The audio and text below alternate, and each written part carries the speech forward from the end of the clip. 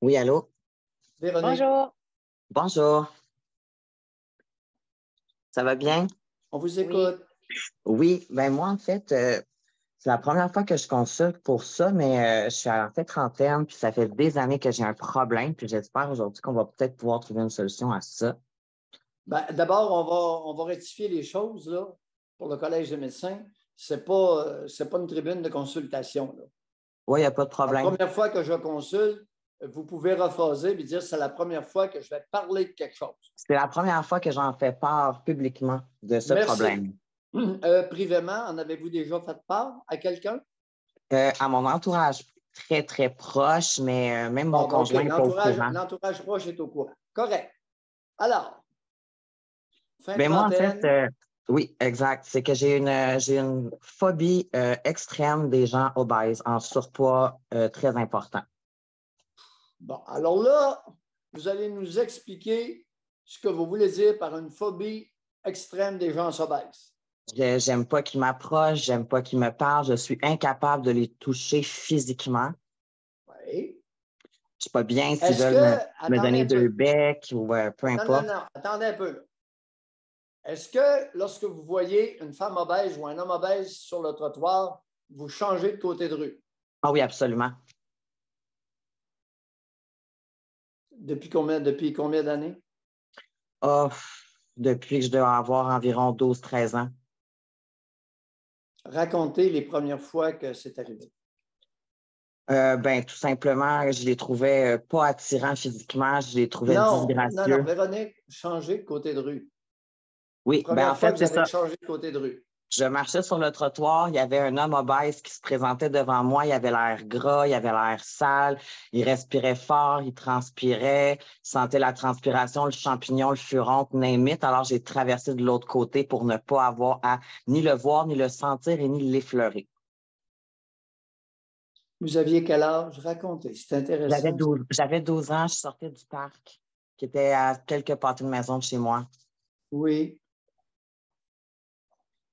Je retournais à la maison. J'étais allé à pied, donc je retournais à pied vers la maison. oui, continuez. Alors, je quitte le parc, je me décide de me diriger vers la maison. Je marche, c'est une belle journée d'été, il fait beau, donc il fait chaud. Alors, je vois un monsieur qui portait un chandail Bourgogne avec un jeans surdimensionné qui marche en la direction opposée de la mienne, donc on va finir par se croiser. Alors, à quelques mètres, je me suis empressée de traverser pour l'autre côté de la rue pour être sûr qu'on n'ait pas de contact ni visuel ni physique.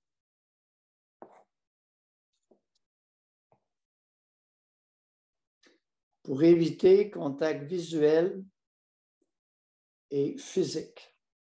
Oui,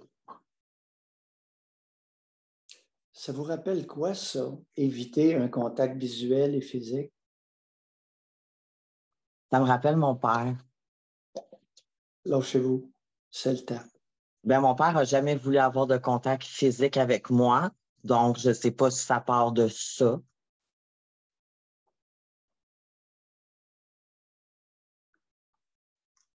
C'était pas un homme présent, il n'était pas affectueux avec nous.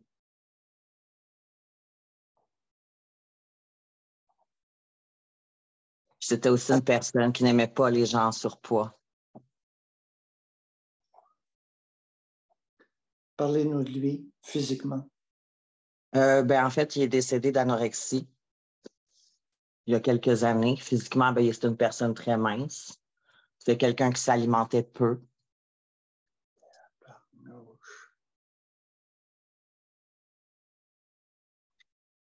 Et puis là, c'est que pour moi, ça devient de plus en plus lourd parce que moi, je suis une femme mariée depuis 1 an maintenant. Véronique, Oui, on est sur un filon.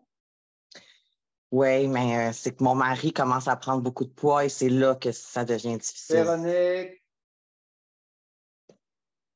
Je vous écoute. on est sur un filon. Est-ce que vous comprenez ce que ça veut dire? Absolument.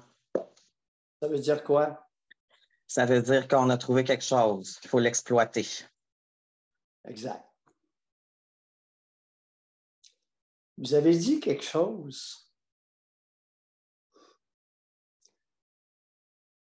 Mon père il n'y avait pas de contact, il n'avait pas de contact physique avec moi. Vous allez nous raconter l'histoire des contacts physiques que vous désiriez avoir avec votre père. Mais j'aurais peut-être aimé avoir de l'affection ou des gestes de tendresse ou peu importe, une approbation, peu importe, mais c'est quelque chose qui n'est jamais arrivé. Véronique, propos absolument nébuleux, vide de sens. Quel contact physique désiriez-vous avoir avec votre géniteur? De quel âge à quel âge? Je dirais du plus jeune, où est-ce que je peux me rappeler, jusqu'à environ l'âge de 9 ou 10 ans. Qu'est-ce que vous désiriez comme contact physique avec votre géniteur? Soit une simple caresse ou juste qu'il m'enlace dans ses bras.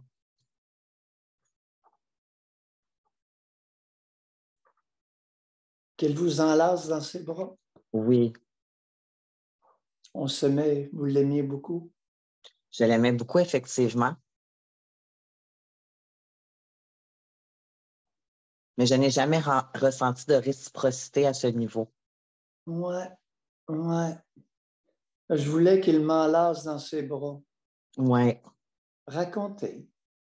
Mais c'est ça, j'aurais aimé qu'il m'enlace dans ses bras quand j'avais un bon bulletin ou j'avais quelque chose que j'étais fière de moi ou mes premiers pas ou la première fois que j'ai remporté une compétition.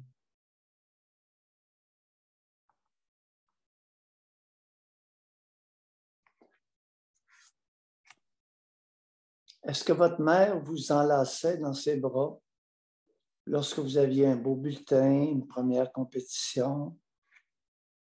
Un peu, très peu.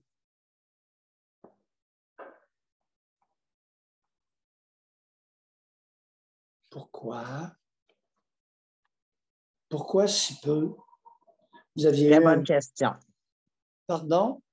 Très bonne question que je ne connais pas la réponse. Oh, bullshit! Hey, fin trentaine, j'arrivais à 40 ans, là. C'est pas le matin de la bullshit, là. Mais en fait, ce serait l'après-midi de la bullshit, mais mis à part ça, probablement parce que c'était pas une femme affectueuse de base.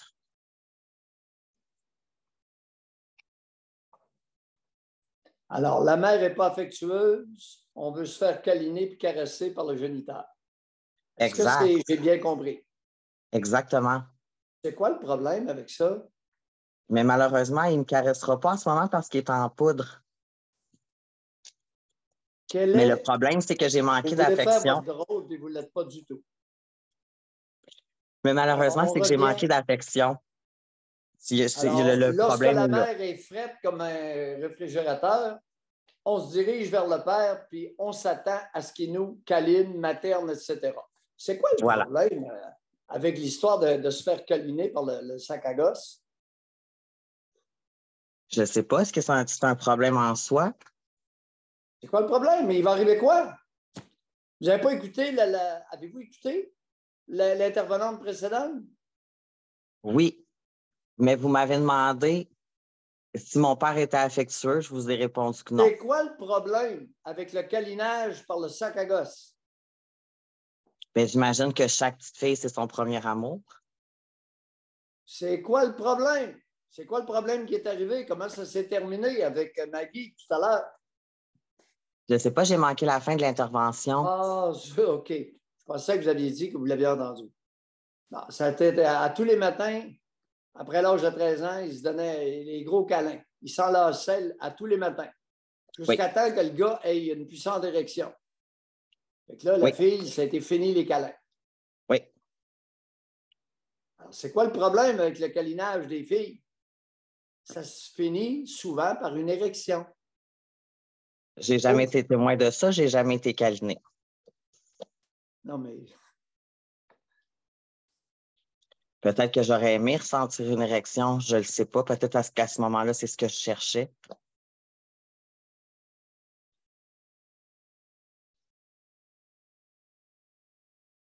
On est loin de la Grèce, hein?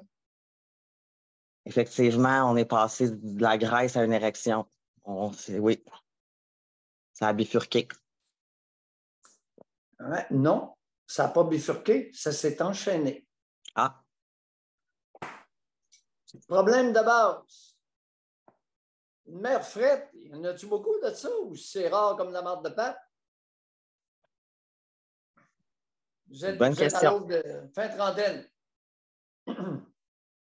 Oui, Des mères frigidaires, avez-vous déjà vu ça? souvent.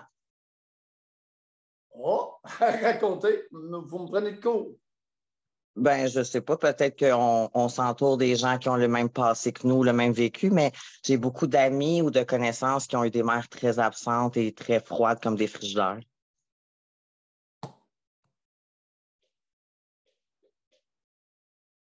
Qu'est-ce que ça vous fait de penser à ça, que votre mère ne voulait pas de vous? Ou très peu? Ben, ça m'attriste. Lâchez-vous. Ben, c'est sûr que c'est difficile de réaliser que sa mère ne voulait pas d'elle ou qu'on n'était pas désiré ou pas aimé. Allez-y. Ben voilà, L'intensité de la douleur, de la peine. Parlez-nous de ça, vous êtes une ben, experte là-dedans. je sais pas si je suis une experte, mais c'est sûr que j'imagine que ça fait qu'on cherche à travers d'autres relations ces manques-là qu'on a eus dans le passé ou dans le Vous présent ou êtes peu importe. habile. Vous avez déjà consulté les travailleuses sociales, des psychologues, vous, hein? Non, malheureusement. Non, vous n'avez pas Non, consulté personne. jamais. J'aurais peut-être dû. J'imagine que avez-vous besoin d'imaginer, madame, vous l'avez vécu. Parlez-nous de l'intensité et des racines profondes de la douleur, de votre souffrance. J'imagine. Mais ma douleur, ça a fait que je me suis jamais sentie aimée, donc j'ai cherché l'approbation dans le regard des autres, dans le regard des hommes, dans les gens, soit que c'est des collègues de travail, dans mes amitiés, dans les gens que je pouvais rencontrer, mon mari. Ça ne Ça a change créé un pas de vie. gros vide que j'ai dû remplacer par autre chose.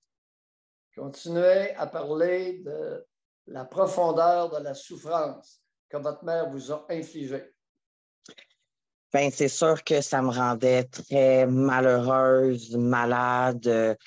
Je manquais souvent de l'école parce que je faisais de l'angoisse, j'ai arrêté de manger, je sortais pas beaucoup. Votre plus bas poids à partir de l'adolescence. 80, 82 livres à l'âge de 16 ans.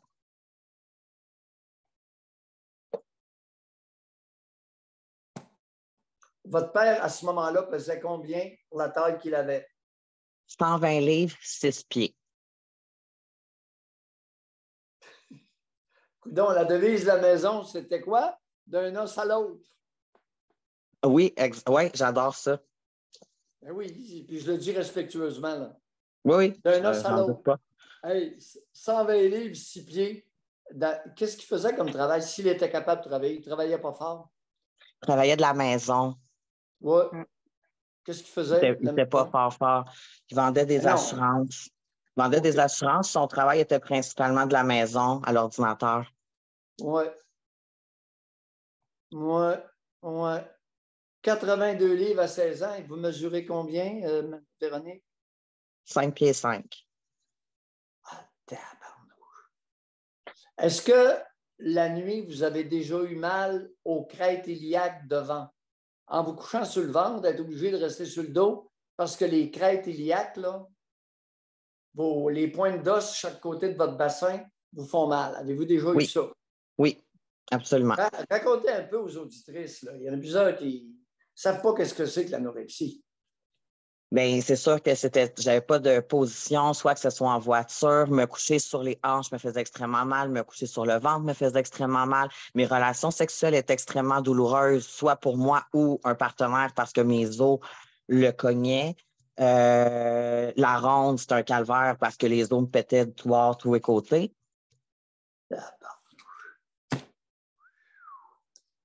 Ça, j'appelle ça un cours universitaire sur l'anorexie. Fait que ceux qui se prétendent anorexiques, là, vous avez entendu? C'est ça. Véronique, le saviez-vous à ce moment-là, vous étiez anorexique? Oui, absolument. Bien, oui. J'étais totalement consciente que c'était un problème. Votre mère mesurait combien et pesait combien? Ma mère mesurait 5 pieds, pesait 160 livres. À quel endroit avez-vous ramassé votre haine envers la Grèce? Je dirais qu'à partir du moment où ma famille a commencé à me faire des commentaires, parce qu'enfant, j'étais un petit peu potelée. Alors, à ce moment-là, j'ai compris que si je voulais être aimée ou que les gens me fassent des compliments, que je devais perdre cette graisse-là à l'époque. Je devais avoir 7 ou 8 ans. Votre mère, la trouviez-vous grosse? Ou Oui, absolument. Un gros sac de graisse et Un vous gros avez sac de projeté graisse. ça sur l'homme à la sortie du parc. Avez-vous Oui. réalisé le phénomène de déplacement? Ne pouvant Oh, oui. traiter votre génitrice de grosse truie, vous avez déplacé la haine de l'obésité sur un homme à la sortie du parc à 12 ans. Est-ce que Oui. aviez-vous fait ce lien-là avant aujourd'hui? J'avais pas de confirmation, de certitude, mais j'ai toujours eu un doute que probablement ça partait de l'image que j'avais de ma mère, que j'ai Pas transmis cette l'image, haine-là envers les autres. Ben, son surpoids, Véronique, pas l'image. la personne. C'est une grosse truie. C'est un fait que c'est une grosse C'était truie ou une pas? grosse truie. C'est toujours une grosse truie, d'ailleurs. José, on flotte ce matin. Fait que votre mère, c'était une grosse truie. Qu'est-ce qu'elle C'est avait aussi effectivement de... une grosse truie. Oui, c'est une Pardon? grosse truie. Oui, ma mère est une grosse truie. Elle l'est encore. Celle-là, je ne l'attendais pas. Oui, elle n'a pas perdu de poids du tout, sinon c'est pire qu'à l'époque. Donc oui, c'est une grosse truie. Ouais. Aïe, aïe, aïe, aïe, aïe. Et votre père est décédé de son anorexie, d'après vous? En fait, c'est une crise cardiaque, mais les médecins nous ont confirmé que ça aurait pu être dû, oui, à l'anorexie. Oui. Et bon, il est décédé à quel poids? 102 livres, 6 pieds. Eh, tabarouette.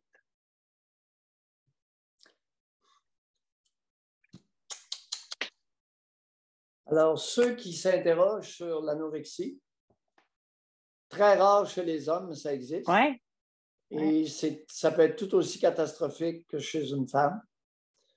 Alors, celles qui sont rondelettes et qui se traitent d'anorexie, s'il vous plaît, changez de registre. Là. À partir d'aujourd'hui, vous avez eu un cours universitaire, gracieuseté de Mme Véronique, sur l'anorexie, la vraie. Il n'y en a pas 10 des anorexies. Vous avez entendu, là? C'est ça. Fait que les grosses qui se prétendent anorexiques, là, changez de, s'il vous plaît, changez de discours. On va s'entendre, là, tranquillement. Véronique, vous êtes notre premier appel du genre. Qu'est-ce que vous voulez que je vous dise? Il y a une première atout. Ouais, une première atout. Et là, votre génitrice, on va arrêter de la traiter de grosse truie parce que ça va devenir vrai que c'est une truie. Ouais, est-ce qu'elle est rendue à quel âge et elle vit dans quelles conditions actuellement? elle a 70 ans. Elle vit dans quelles conditions? Elle vit seule dans son appartement avec ses 8 chats. Avec combien de chats? 8. Ça sent quoi dans le foutoir? L'ammoniaque et la graisse.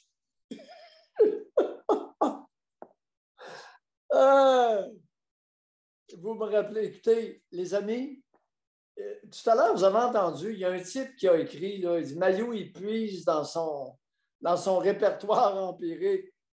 Écoutez, ça fait longtemps, là. Dans quelques jours, ça va faire 44 ans que je suis dans la poutine. J'en ai-tu entendu des patentes? Vous me dites seulement 8 chats et je sais exactement ce qui se passe. Est-ce que votre génitrice a des visiteurs?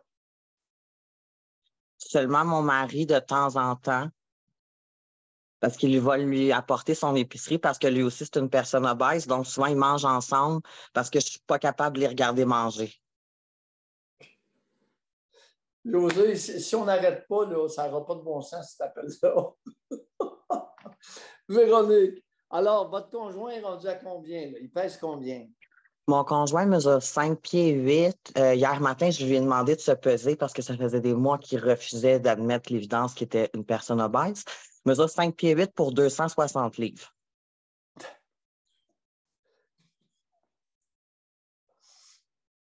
Ça fait combien d'années qu'il ne se voit plus le pénis?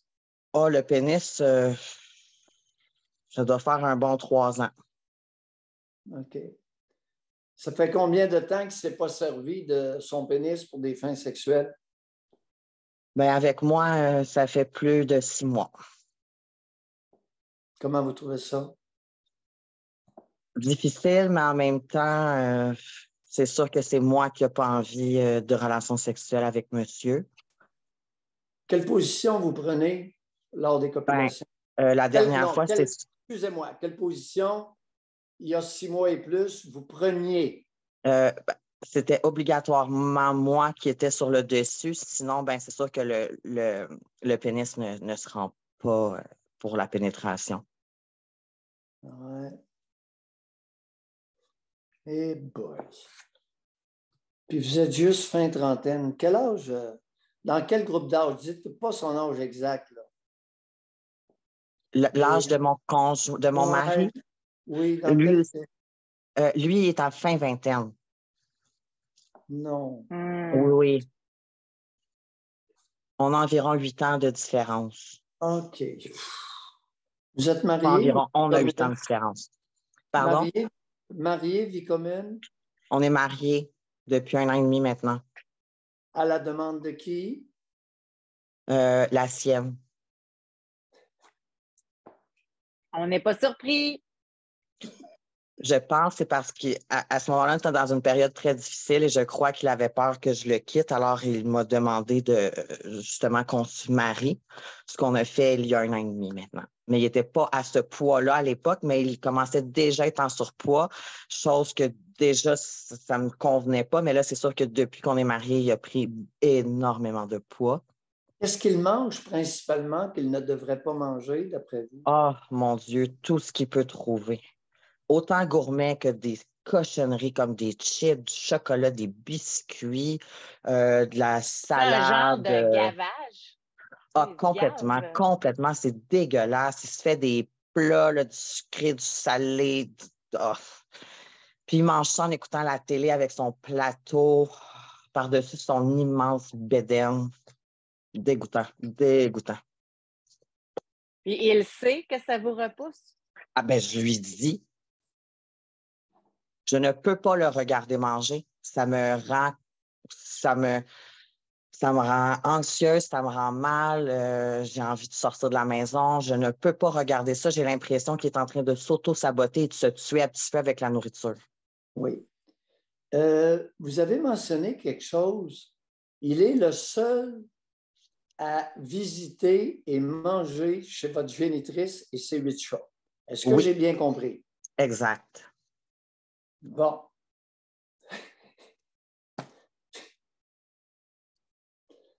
Quand ils sont ensemble, qu'est-ce qu'ils mangent, à votre connaissance? Des fruits de mer avec beaucoup de beurre à l'ail, des poutines, des pizzas, des pains au beurre à l'ail, des lasagnes, des spaghettis Attendez un gratinés. peu, là. Oui, mais une fois, mettons, c'est une lasagne, une fois, c'est autre chose. Ils ne mangent pas tout ça ensemble. Ah, ils sont capables de prendre 2, 3 entrées, 2 repas principaux, au moins 1 à 2 desserts. José, c'est important le travail que tu fais, je te le dis.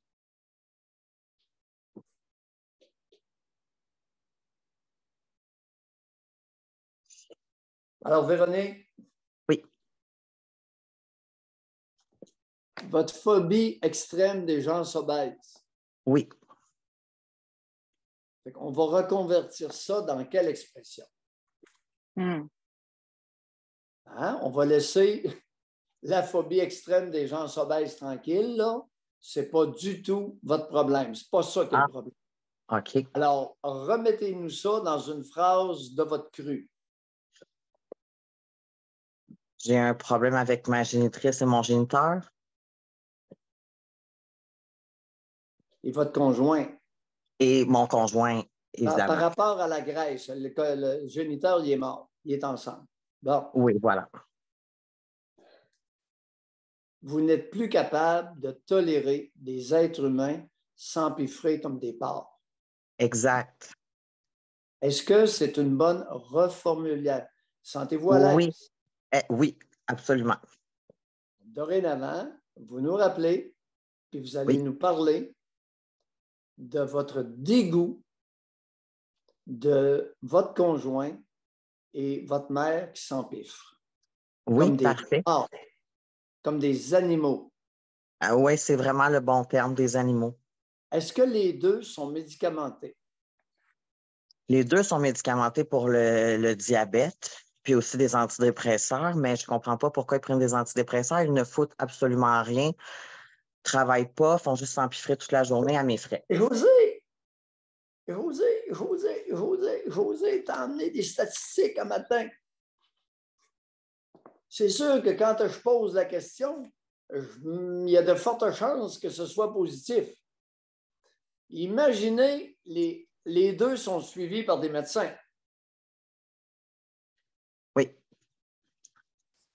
Les deux médecins qui suivent votre conjoint et votre mère ignorent que les antidépresseurs peuvent faire En fait, c'est le facilement... même médecin. On a tous le même médecin de famille.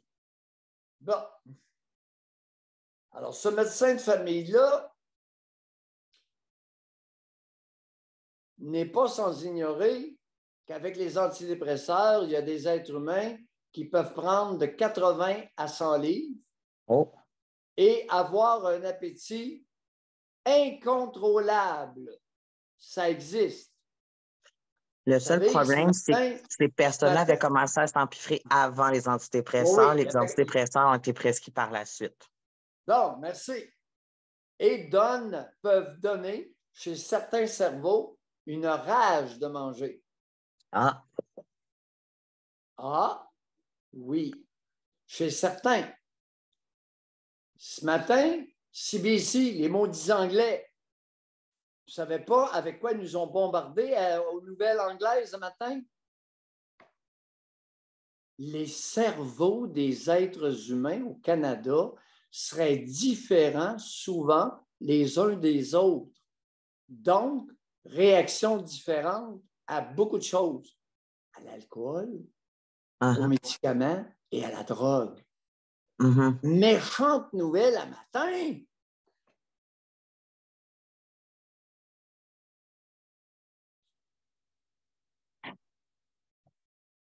Véronique? Oui. Un énorme merci. Merci à vous. Remettez ça dans quelques temps, décantez. Rappelez-nous pour la Parfait, suite. je vais prendre le temps de penser à ça, puis je vais vous rappeler quand je vais être prête. C'est en plein sur pas de presse, mais... Je vous remercie beaucoup pour votre écoute. Monde, là. Merci, ça m'a fait réaliser beaucoup de choses. Je suis super contente de l'appel. C'est sûr que je vais vous rappeler en temps et lieu quand je vais être prête. Je vais avoir décanté là-dessus. Véronique, merci. ça donne qu'on connaît le tabac. J'en doute pas, M. Maillot. Bye. Au revoir.